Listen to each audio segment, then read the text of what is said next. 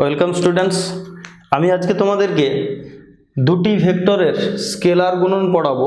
Class 11 West Bengal council of higher secondary education Bangla মাধ্যম, সেটা অবশ্যই দেখো। আমি এর পূর্ববর্তী ভিডিওতে ভেক্টর গুণ কিভাবে হয় সেটা বলেছি, কিভাবে প্রকাশ করা হয় সেটা বলেছি। তো দুটো ভেক্টরের স্কেলার গুণ তোমাদের সিলেবাস অনুযায়ী আমি ধরে নিচ্ছি এ একটি ভেক্টর এবং বি আর একটি ভেক্টর।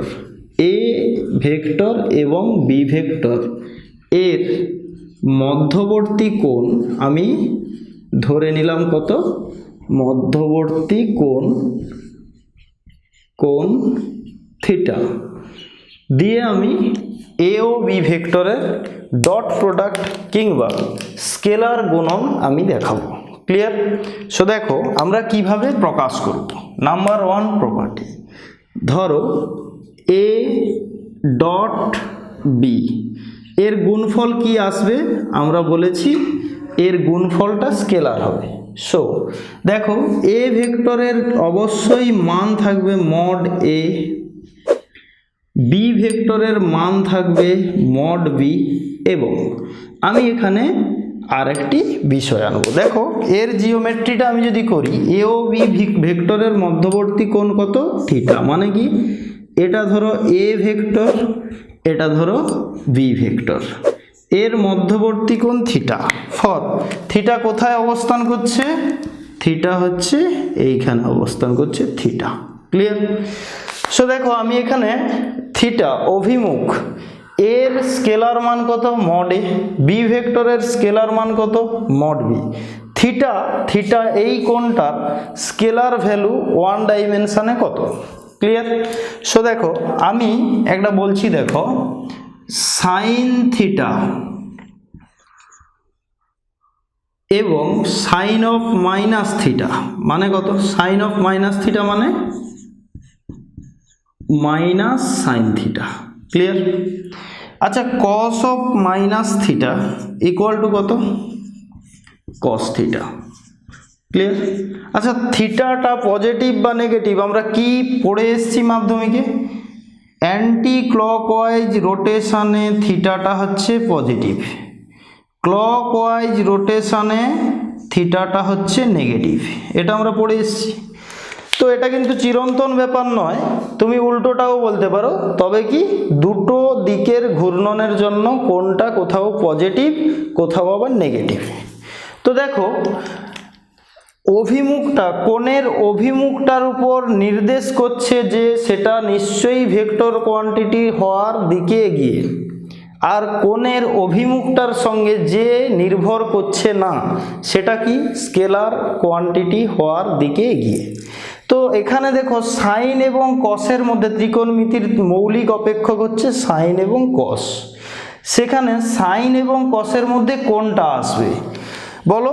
দেখে নাও, তোমরা নিজেরা গেস করো, আমি বলছি। দেখো সাইনটা তাহলে দেখো এই যে মাইনাস মানে অভিমুখের উপর নির্ভরশীল, কিন্তু কসটা কি? অভিমুখের উপর নির্ভরশীল নয়। তাহলে আমি অবশ্যই এখানে কি নিয়ে আসবো? তাহলে মড এ mod B cos theta. Clear? So আমরা কস থিটা কেন আনলাম সেটা বুঝিয়ে বললাম, কেন আমরা কস থিটাটা নিয়ে এলাম।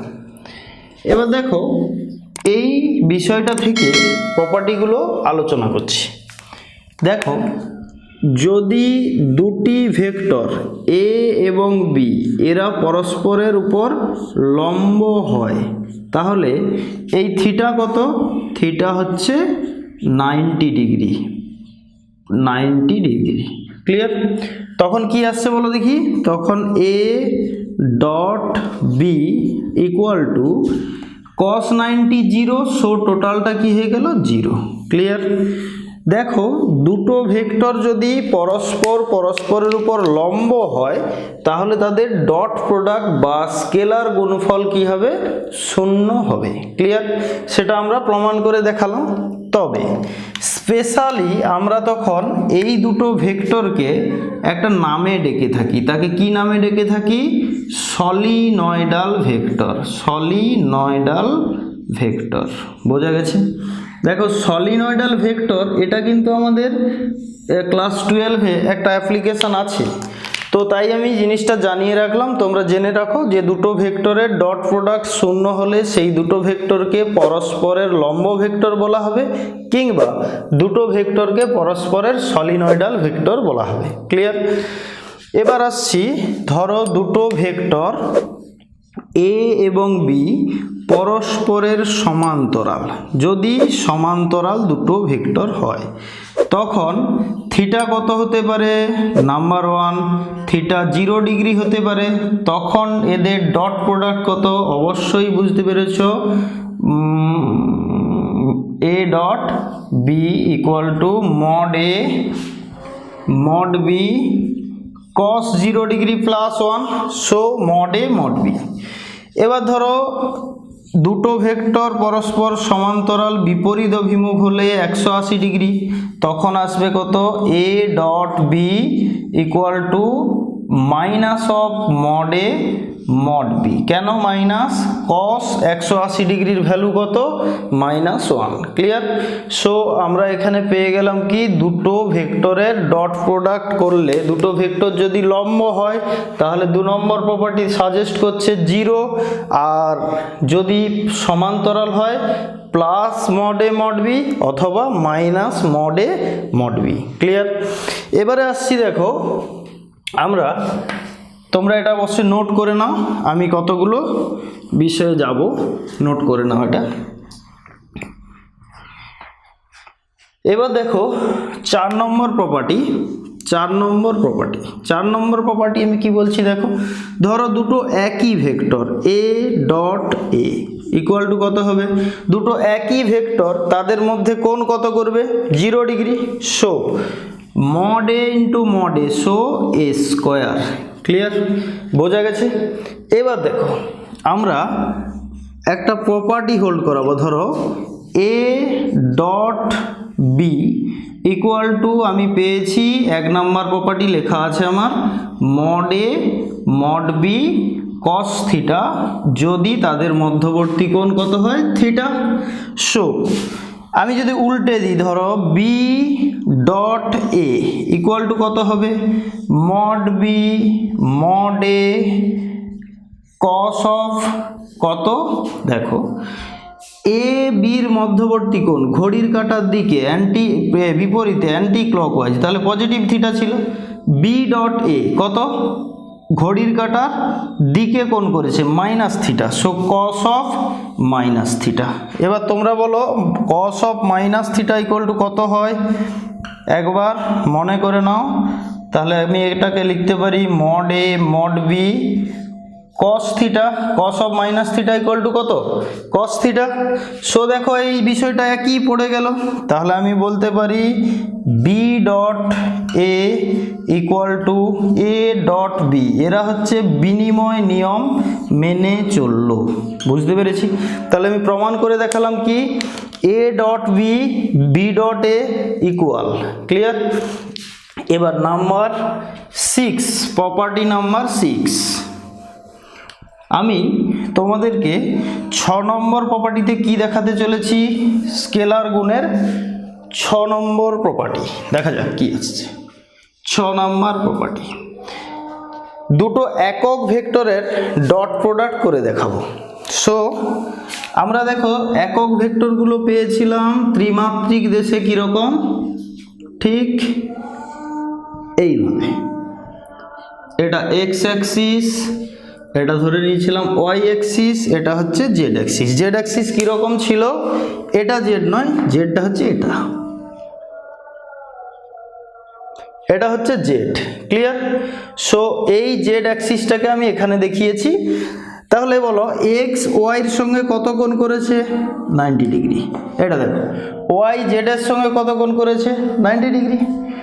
এক্স জেডের সঙ্গে কত কোণ করেছে? 90 ডিগ্রি। সো এই কোণগুলো সবগুলো কি 90 ডিগ্রি, তার মানে তিনটে কোঅর্ডিনেটস পরস্পরের উপর লম্ব। ক্লিয়ার? এবার দেখো আমরা পড়ে এসেছিলাম ভেক্টরের জ্যামিতিক প্রকাশে এক্স অক্ষ বরাবর একক ভেক্টরকে আই ক্যাপ, ওয়াই অক্ষ বরাবর কে জে ক্যাপ, জেড অক্ষ বরাবর কে কে ক্যাপ। ক্লিয়ার? তাহলে এক্স অক্ষ বরাবর ক্রিয়াশীল একক ভেক্টর আই ক্যাপ, ওয়াই অক্ষ বরাবর জে ক্যাপ, জেড অক্ষ বরাবর কে ক্যাপ একক ভেক্টর ক্রিয়াশীল। এবার আমি এদের তিনটের পারস্পরিক প্রোডাক্টগুলো আলোচনা করব। বলো আই ডট আই কত হবে? আই ভেক্টরের সঙ্গে কত কোণ করেছে? 0 ডিগ্রি। সো সমান্তরাল ভেক্টর দেখো 1। সো আমি এটা আরও বলতে পারি জে ডট জে কত হবে? তাও 1 হবে। কে ডট কে কত হবে? তাও 1 হবে। তাহলে আমি একটাই বলতে পারি এদের আই ডট আই কত? 1, জে ডট জে 1, কে ডট কে 1। ক্লিয়ার? এবার আসছি 7 নম্বর প্রপার্টি, দেখা যাক। আই ডট জে বলো দেখি কত হবে? দেখো, করার চেষ্টা করো, আমি দেখাচ্ছি। আই এবং জে পরস্পর লম্ব, লম্ব দুটো ভেক্টরের ডট প্রোডাক্ট কত হয়? আমি 4 নম্বর প্রপার্টিতে দেখিয়েছি 0। সো 0। অনুরূপভাবে জে ডট কে কত? তাও 0। কে ডট আই আর আই ডট কে 0। বুঝতে পেরেছি? তাহলে আমরা তিনটে ভেক্টর, একক ভেক্টর আমরা যে আলোচনা করি সেগুলোর পারস্পরিক ডট প্রোডাক্টগুলো আমি দেখালাম। ক্লিয়ার? এবার দেখো, এবার আমি একটি ত্রিমাত্রিক ভেক্টর দুটো নিয়ে তাদের ডট এবং প্রোডাক্টটা কি হয় দেখব, তাই তো? দেখা যাক। ধরো দুটো ভেক্টর আমি সাপ্লাই করছি তোমাদেরকে, দুটো ভেক্টর আমি সাপ্লাই করছি। কি ভেক্টর সাপ্লাই করছি? আমি এটা মুছে দিলাম। এ একটি ভেক্টর কত? A X I cap, A Y J cap, A Z K cap. এটা লেখা নিশ্চয়ই বুঝতে পেরেছ। ত্রিমাত্রিক দেশে ভেক্টরের প্রকাশ আমি দেখিয়েছি। বি আর একটি ভেক্টর, সেটা কত? B x I cap, b Y J cap, b z K cap. Clear? So আমরা এটা দুটো ভেক্টর ধরে নিলাম। এই দুটো ভেক্টরের ডট প্রোডাক্ট কি হয় দেখা যাক কি হয়। আমি এদের ডট প্রোডাক্ট আলোচনা করতে চাই। ওকে, দেখা যাক। তাহলে আমি লিখছি, দেখো এ ডট বি আমি নির্ণয় করতে চাইছি এ ডট বি কত হচ্ছে দেখা যাক। দেখো তাহলে এই ভেক্টরটা পুরো বি ভেক্টরের সঙ্গে ডট প্রোডাক্ট, তাহলে এ এক্স আই ক্যাপ ডট পুরো বি ভেক্টর। ক্লিয়ার? বোঝা গেল? আবার দেখো এইটা পুরো বি ভেক্টরের সঙ্গে ডট। সো আমি লিখতে পারি এ ওয়াই জে ক্যাপ ডট পুরো বি ভেক্টর। আচ্ছা বলছি, পরীক্ষার খাতাতে ডট চিহ্নটা কিন্তু একদম পরিষ্কার ইউজ করবে, না হলে কিন্তু অঙ্কটা ভুল হয়ে যাবে। তো দেখা যাক। অনুরূপে আমি লিখছি এ জেড কে ক্যাপ ডট পুরো বি ভেক্টর। হয়ে গেল? এবার আমি ডট করব, তাই তো?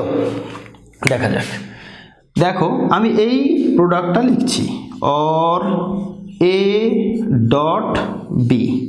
সো এক্স বি এক্স, তাহলে লিখে নিচ্ছি এক্স বি এক্স। বলো আই ডট আই কত? এই দিকে তাকাও, আই ডট আই কত? 1। সো লেখার দরকার নেই।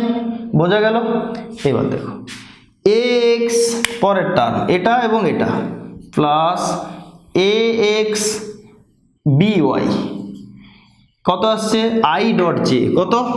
আই ডট জে কত? 0। লেখার দরকার আছে? নিশ্চয়ই নয়। তাহলে আমি এটাকে বাদ দিয়ে দিলাম। আবার দেখো আই ডট কে কত হবে? 0। সো আমার এই দুটো টার্ম আর লেখার দরকার নেই। হয়ে গেল আমার কোন গুণটা কমপ্লিট হলো? এই গুণটা কমপ্লিট হলো। সেখান থেকে আমি পেলাম এই একটাই অংশ। নেক্সট এই গুণটা আমি করছি, তার মানে এইটা থেকে পুরোটা। দেখো জে ডট আই কত 0, শুধুমাত্র জে ডট জে পড়ে থাকবে। দেখো plus A Y B Y J dot J কত, জে ডট জে 1, সো লেখা হয়ে গেছে। জে ডট কে কত 0, লেখার দরকার নেই, ছেড়ে দিলাম। এবার এই গুণটা আমি সম্পন্ন করব। দেখো এইটা কে ডট আই কত, K dot I 0, K dot J কত, K dot J 0, K dot K শুধু পড়ে থাকবে, লিখছি দেখো A Z B Z. Clear? So আমি এখানে ভেক্টর দুটোর গুণফল পেলাম। যে গুণফলটা কি এসছে দেখো, এই গুণফলটাতে X component, Y component, J component আছে, কিন্তু আই জে কে ভেক্টর কি রয়েছে, ভেক্টর নেই। অতএব এটা কি কোয়ান্টিটি, এটা অবশ্যই একটি স্কেলার রাশি। আমরা বলেছিলাম দুটো ভেক্টরের গুণফলটা যদি স্কেলার রাশি হয় তাহলে সেটাকে স্কেলার গুণন আমরা বলছিলাম। তাহলে আমরা অবশ্যই আমাদের উদ্দেশ্য সফল করতে পেরেছি। দুটো ভেক্টর থেকে কিভাবে আমরা একটা স্কেলার নিয়ে এলাম, বোঝা গেল? সো আমরা এই ভিডিওতে কি শিখলাম, এই ভিডিওতে আমরা অবশ্যই শিখলাম দুটো ভেক্টর রাশিকে গুণ করলে গুণফলটা কিভাবে স্কেলার রাশি আসে, অর্থাৎ স্কেলার গুণ, এবং তার কতগুলো বৈশিষ্ট্য, এবং দুটো সাধারণ ভেক্টরের গুণফল আমি দেখালাম। পরবর্তী ভিডিওতে অবশ্যই আমি ভেক্টর গুণ দেখাবো। তো এই ভিডিও সম্পর্কে বিশেষ কিছু বলার থাকলে কমেন্ট বক্সে কমেন্ট করে জানাও। Thank you.